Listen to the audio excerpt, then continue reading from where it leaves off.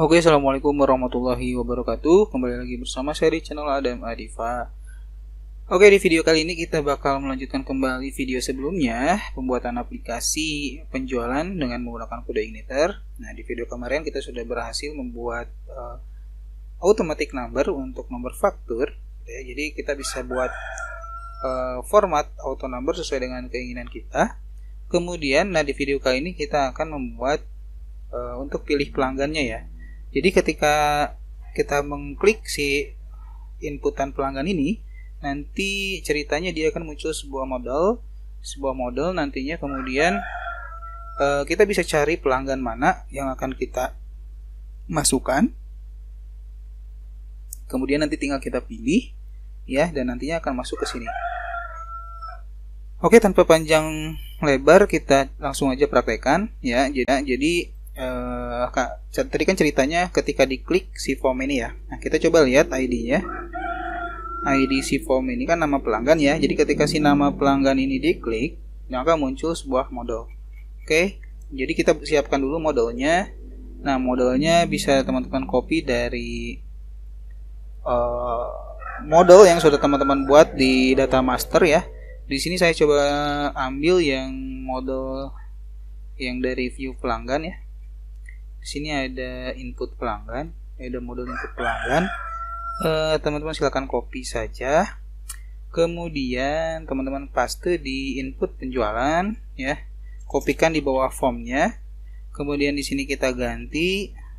Oh, ini tetap biarkan aja modal pelanggan. Kemudian di sininya kita hapus ya.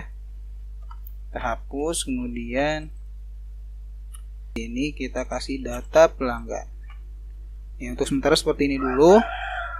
Kemudian kita coba tes dulu ya. Kita coba tes dengan cara, nah jadi kan tadi ceritanya ketika si nama pelanggan diklik ya, maka di sini kita buat nama pelanggan .click function, maka munculkan modelnya.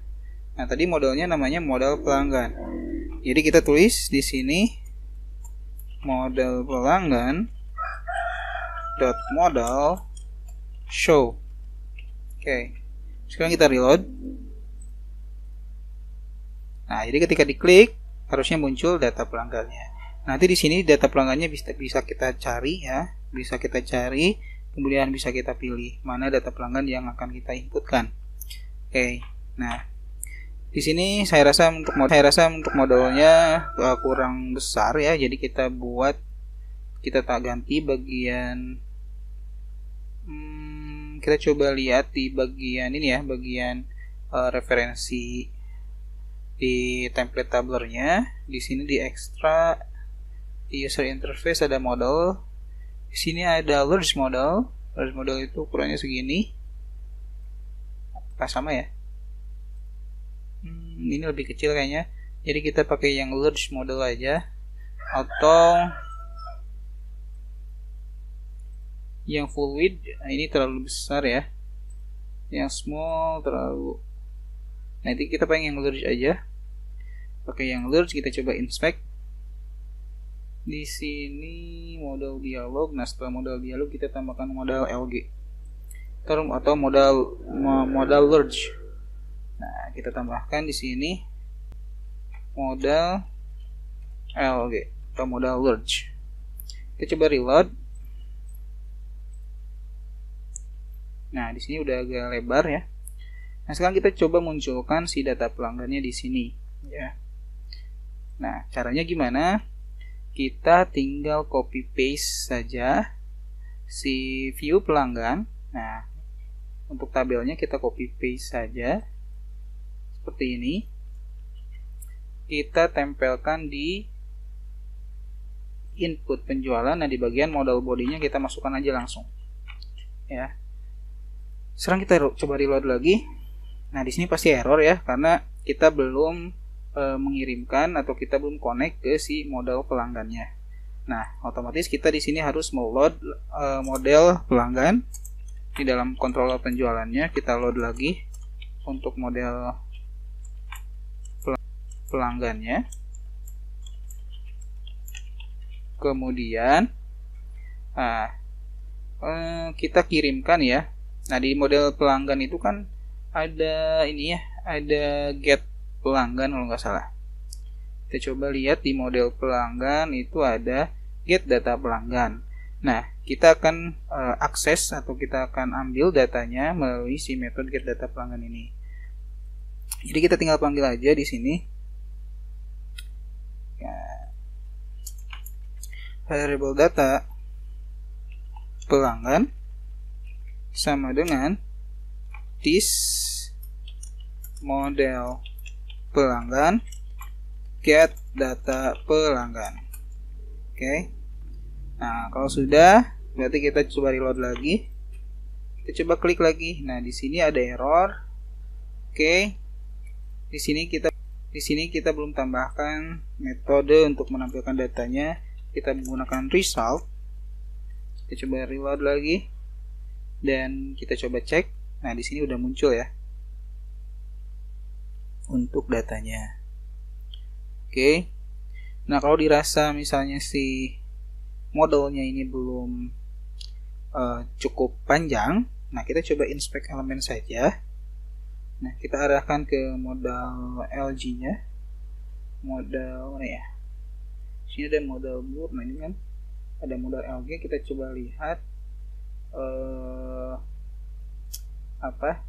CSS-nya. Modal LG ya. Di sini ada nggak modal words-nya? Modal dialog center, modal dialog, modal fade, modal show, modal LG-nya nggak ada ya. Kita coba buka tabler.min.css-nya ya. Tabler, kita Ctrl V aja, tabler.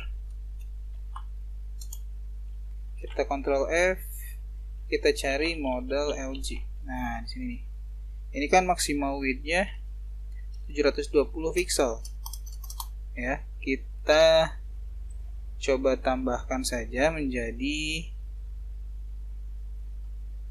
900 pixel.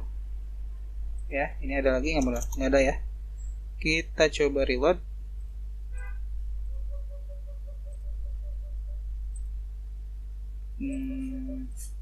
Tidak ada yang berubah. Coba kita historinya clear.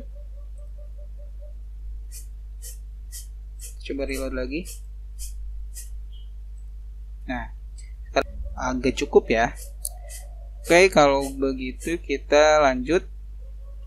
Nah, jadi ceritanya lagi ketika si data pelanggannya ini muncul, otomatis harus bisa di search ya. Nah, kita gunakan data tabel saja. Jadi kita tinggal mana ya tadi, di input penjualan kan ini nama tabelnya itu tabel pelanggan ya. Berarti kita tinggal gunakan data tabelnya ya. Kita gunakan tabel pelanggan, kemudian kita tambahkan data tabel. Nah, seperti ini. Oke, kita reload. Kita cek lagi. Nah, sekarang bentuknya sudah bentuk data tabel dan ini bisa dicari ya, bisa di search. Misalnya kita pengen nyari Adam. Nah, ini kan otomatis ya. Nah, tinggal. Nah, sekarang aksinya itu bukan edit dan hapus, tapi pilih, misalnya pilih pelanggan. Nah, sekarang kita tinggal rubah si tombol aksinya yang ada di sini. Kita ganti menjadi href ya. Ini yang kita nonaktifkan, kita kasih kelas btn sm btn primary. Kemudian di sininya kita kasih teks pilih. Coba reload dulu. Oke, udah ya, udah ada pilihnya. Nah, sekarang ketika si tombol pilih ini dipilih gitu ya, maka dia akan meng-close si data pelanggannya. Kemudian si kode pelanggan ini akan masuk ke inputan kode yang kita hidden ya. Kemudian si nama pelanggannya akan muncul di sini gitu. Oke, caranya kita kasih kelas di sini namanya pilih. Oke, kemudian kita tambahkan atribut data codable misalnya sama dengan echo variabel p kode pelanggan, dan satu lagi kita tambahkan atribut data nama pel sama dengan echo variabel p nama pelanggan. Oke. Nah, sekarang kan tadi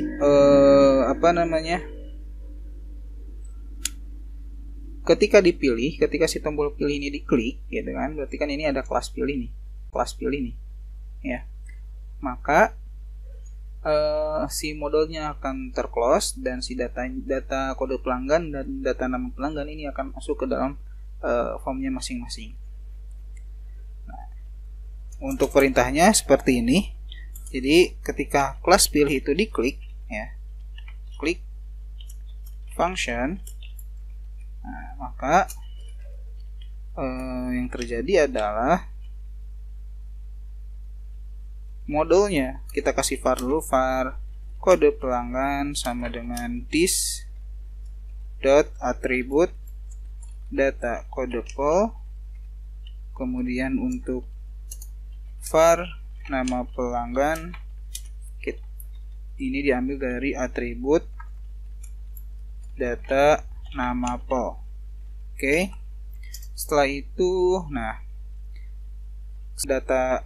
datanya kita berhasil ambil, kita tampung di dalam sebuah variabel. Kemudian kan langkah selanjutnya kita close tuh si modelnya, atau kita masukkan dulu si datanya ke dalam si formnya ya. Tadi kan si form ini kode pelanggan ya.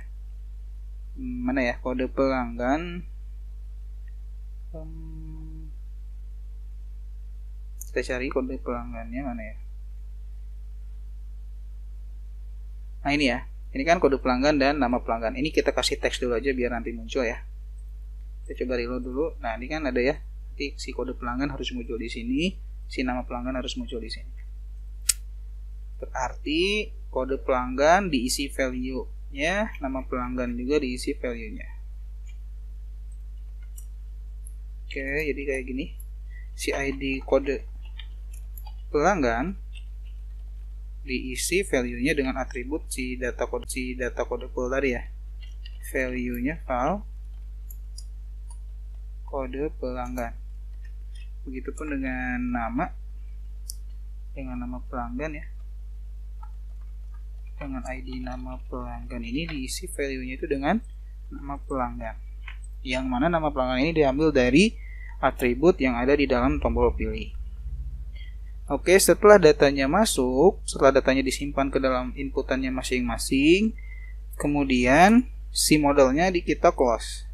Berarti model pelanggannya kita hide. Oke, sekarang kita coba lagi, kita reload. Jadi ketika diklik nanti muncul si data pelanggannya.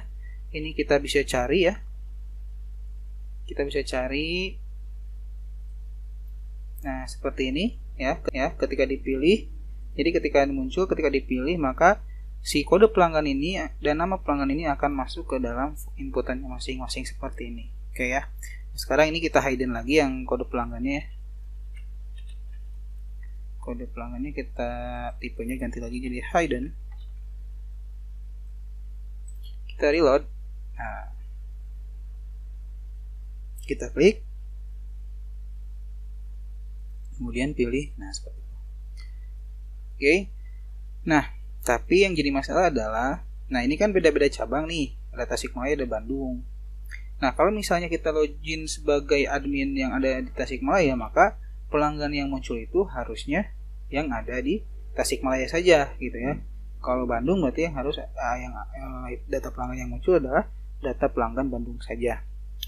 Tapi kalau pusat dia bisa semuanya ya. Kalau pusat dia bisa semua pelanggan. Contohnya kayak gitu. Karena ini posisinya pusat, jadi dia bisa pilih semua pelanggannya gitu ya. Nah, kita tambahkan saja di sini di dalam get ini ya, get data pelanggan yang ada di dalam model pelanggan. Mana ya model pelanggan? Nah, ini model pelanggan. Di sini di get data pelanggannya kita kasih variabel cabang. Kita ambil dulu cabang mana yang sedang aktif. Season, user data, kode cabang. Kalau misalnya si variabel cabangnya tidak sama dengan PST atau pusat, maka tambahkan dbWhere ya. Tambahkan where ke dalam query-nya. Jadi dbWhere kode cabang sama dengan variabel cabang. Jadi kalau bukan pusat, maka yang tampil itu adalah berdasarkan kode cabangnya. Tapi kalau misalnya kita sebagai pusat, kita bisa menginput semua data pelanggan yang ada di semua cabang. Contohnya seperti itu. Kita coba reload lagi. Di sini ada error, kode cabang is ambiguous. Nah, di sini ambigu ya, karena di sini dia join ke si cabangnya. Jadi kita tambahkan di sini pelanggan dot kode cabang. Oke. Kita coba reload. Oke, nah di sini kan dia usernya Tasik nih. Ya, si Davafati ini kan dia admin Tasik nih. Terlihat dari nomor fakturnya ya. Jadi ketika kita pilih pelanggan, maka yang muncul adalah si data pelanggan Tasiknya saja. Oke ya. Gitu. Nah, tapi kalau kita misalnya login sebagai admin pusat yang bisa misalnya seperti ini. Oke.